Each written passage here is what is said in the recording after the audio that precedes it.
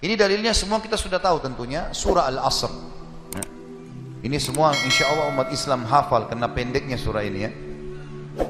3 ayat, surah nomor 103. A'udzu billahi minasyaitonir rajim. Wal 'asr, demi masa waktu yang kalian lalui di dunia. Innal insana lafi khusr, semua manusia pasti melalui kerugian. Illa alladzina amanu wa amilus shalihat, kecuali orang yang beriman dan beramal saleh, itu tidak akan melalui kerugian. Allah akan berikan dia jalan keluar dari masalahnya. Dan kalaupun sampai ada sesuatu masalah atau program atau proyek dia tidak dapat, berarti baik buat dia. Pasti itu, tidak mungkin tidak. Allah selamatkan dia. Wa tawasaw bil haqqi wa tawasaw bis sabr, maka saling mewasiatkanlah kebaikan ini dan kebenaran ini, dan saling mewasiatkanlah agar sabar selama hidup di dunia, karena kalian akan menuju ke akhirat. Saya kasih contoh teman-teman, ada satu doktor ngajar di Ummul Qura, Dr. Muhammad, semoga Allah jaga beliau. Saya pernah mendengarkan salah satu kaset ceramahnya luar biasa gitu. Dia kasih contoh, dia bilang ada seseorang di Saudi, teman dia, salehnya luar biasa ibadahnya. Dia bilang sholat malamnya gak kehilangan, sholat 5 waktu selalu on time, selalu menjaga istiqomah di jalan Allah, halal, haram. Satu waktu dia lamar seorang wanita dan diterima lamarannya. Pada saat sudah mau menikah, gitu kan, kurang lebih ditentukan jadwal, kalau saya tidak salah 3 bulan dari waktu itu akan menikah. 2 bulan atau 1 bulan sebelum pernikahan, tiba-tiba perempuan ini batalin pernikahan. Batal pernikahan, nggak jadi nikah. Laki-laki ini bertanya kepada calon mertuanya, ada apa? Saya juga nggak tahu. Ditanya perempuan ini oleh orang tuanya, kenapa nak? Malu keluarga? Enggak, pokoknya saya nggak mau nikah sama laki-laki ini. Bersikeras si perempuan tidak mau nikah. Kata Dr. Muhammad, dia bilang, saya setiap kali ketemu sama teman saya ini, teman saya selalu berdoa. Saya dengar doanya, ya Allah kembalikan wanita ini pada saya suka sama dia. Luar biasa merengeknya sama Allah. Dan saya saking kesian sama dia, sampai saya mengatakan, ya Allah kabulkan buat dia. Luar biasa dia mohonnya sama Allah. Tapi uniknya kata Dr. Muhammad, enggak dikabulkan, enggak dikasih sama Allah. Sampai tiba hari H pernikahan yang ditentukan tanggalnya, perempuan ini akhirnya memang dia tunggu waktu itu, ada laki-laki lain lamar, diterima sama dia. Diterima pada saat itu. Diterima lamaran laki-laki baru. Waktu sudah menikah sama laki-laki itu, si orang soleh ini, temannya Dr. Muhammad, berhenti berdoa. Selesai jadi istrinya orang, nggak boleh kita doa lagi kan? Maka Dr. Muhammad mengatakan, saya justru bertanya-tanya pada saat itu, di mana bentuk kasih sayangnya Allah kepada teman saya? Dia sudah soleh, janji Allah baik, mestinya dia dapat yang dia mau. Kenapa di sini luput?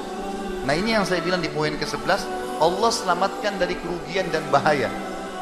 Ternyata dia bilang, justru setelah perempuan itu nikah sama laki-laki yang jadi suaminya sekarang, saya baru tahu bentuk kasih sayangnya Allah pada teman saya. Karena ternyata baru sebulan menikah, perempuan ini periksa ke dokter, dia punya sakit di dada sebelah kanannya, maaf di payudara sebelah kanan. Dokter memvonis kena kanker payudara yang kronis, harus dipotong. Sebulan menikah, payudara kanannya dipotong. Bulan kedua, kanker itu sudah menyebar ke payudara kiri dan dipotong dua-duanya dalam 2 bulan pernikahan. Bulan ketiga, ini kejadian nyata. Bulan ketiga, ternyata perempuan ini punya masalah di urat saraf di bagian otak belakangnya, sehingga membuat kedua matanya buta. Dan bulan keempat, wanita ini meninggal dunia. Kata dia, Dr. Muhammad bilang, subhanallah, kalau teman saya yang jadi suami dia, maka dia tidak akan menikmati pernikahan. Tapi Allah selamatkan dia dengan caranya. Jadi kadang-kadang ada yang luput dari kita. Kita sudah mohon sama Allah, Allah belum kasih.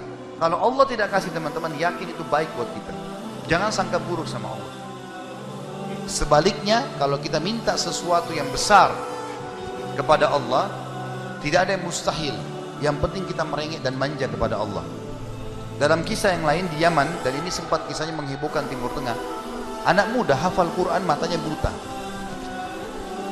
Anak ini dari kecil tidak pernah sekolah, dia ditinggal di rumah, tapi orang tuanya panggilkan guru ngaji, dia hafal Quran. Satu waktu umurnya waktu mencapai sekitar 25 tahun, dia berpikir untuk menikah, punya perasaan fitrah manusia, walaupun dia tidak melihat, dia ingin menikah. Setiap kali dia bicara sama ayahnya masalah pernikahan, ayahnya bilang, nak, siapa yang mau menikah sama kamu?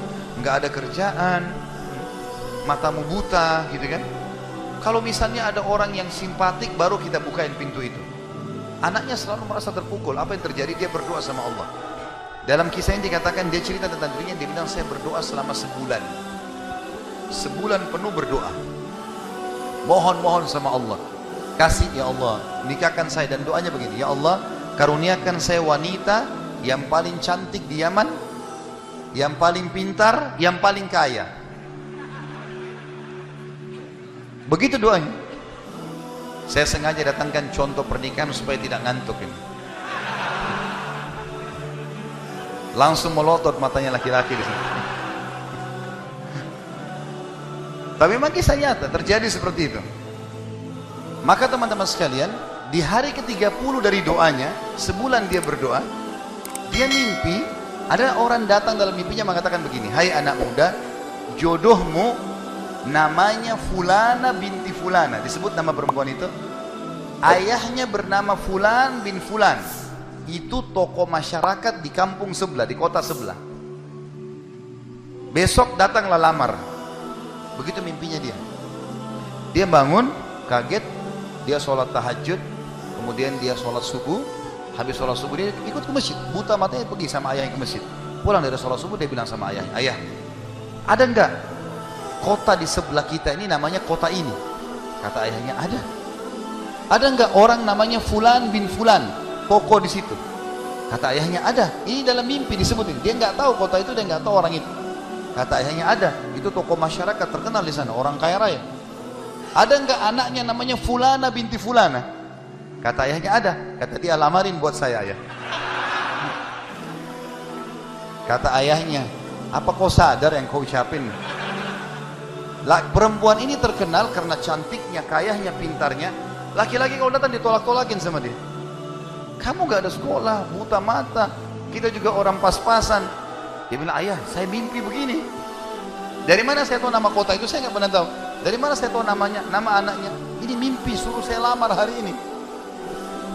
Ayah bilang, baiklah kalau gitu, kita coba. Tapi pertaruhkan nama keluarga. Bisa diterima, bisa ditolak. Dia bilang, pergilah ke sana. Disambut, diterima oleh orang itu. Subhanallah, ini kisah nyata ya, menghebohkan Timur Tengah kisah ini. Luar biasa. Maka pada saat itu masuk ke dalam rumah, disambut dan segala macam. Tuan rumahnya tanya, iya ada keperluan apa? Dia bilang, ini anak saya buta matanya tapi hafal Quran, disebutkanlah kebaikan-kebaikannya. Entah kenapa dia minta melamar anak anda karena dia mimpi semalam. Anehnya si calon ayahnya si perempuan ini langsung bilang, saya terima lamarannya. Tiba-tiba kisah nyata begitu. Yang ayahnya si laki-laki bilang, kenapa anda spontan terima? Dia bilang, karena saya juga mimpi tadi malam. Loh, kisah nyata. Dia bilang, saya juga mimpi tadi malam, kalau hari ini akan datang anak mantu saya, namanya nama anakmu ini. Cirinya dia. Matanya buta, hafal Quran, dari kampung sebelah kota kamu. Begitu mimpinya, luar biasa. Maka dia bilang, ayahnya bilang, tapi saya tidak tahu. Ini kan pagi-pagi tadi habis sholat subuh, siap-siap datang. Dia bilang, saya belum, kata ayahnya perempuan ini, saya belum tanya anak saya. Tergantung, anak saya terima ya sudah, kalau enggak ya enggak. Kata mereka, baik. Masuklah si ayah ke kamar anak perempuannya.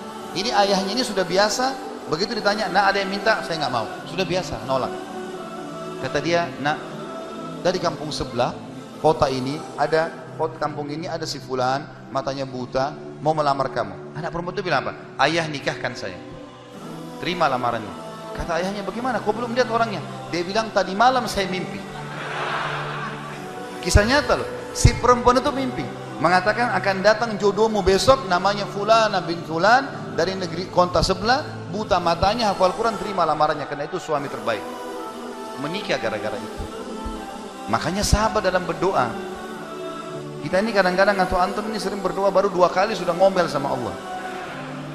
Sebulan orang berdoa, beberapa hari, sabar. Jadi minta sama Allah tidak ada yang mustahil, gitu kan? Satu sisi yang lain, kalau kita sudah minta Allah belum kasih, berarti bukan Allah benci sama kita, justru Allah mau selamatkan kita, sebagaimana kisah tadi wanita yang buta itu. Ini namanya contoh orang selamat dari kerugian. Allah selamatkan dengan caranya. Masuk dalam sebuah lini teman-teman ya, proyek yang kita bisa dapatkan dan semuanya ini termasuk kebaikan.